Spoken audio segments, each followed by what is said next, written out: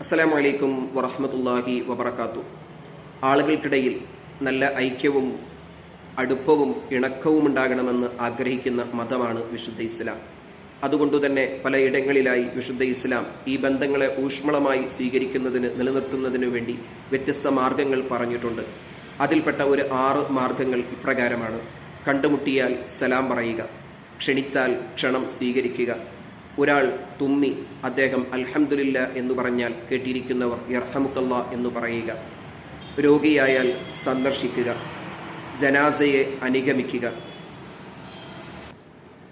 ആരെങ്കിലും നമ്മോട് ഉപദേശം തേടിയാൽ നന്മ ഉപദേശിച്ചു കൊടുക്കുക. ഇങ്ങനെ 6 കാര്യങ്ങൾ, അതിൻ്റെ അർത്ഥസാരങ്ങൾ, ഉൾക്കാമ്പുകൾ ഉൾക്കൊണ്ടുകൊണ്ട് നാം പ്രവൃത്തിപഥത്തിൽ കൊണ്ടുവരികയാണെങ്കിൽ നമുക്കിടയിൽ നല്ല സ്നേഹവും ഇൽഫത്തും മവദ്ദത്തും റഹ്മത്തും റഉഫത്തും ഉണ്ടായിത്തീരും. അല്ലാഹു തൗഫീഖ് ചെയ്യട്ടെ.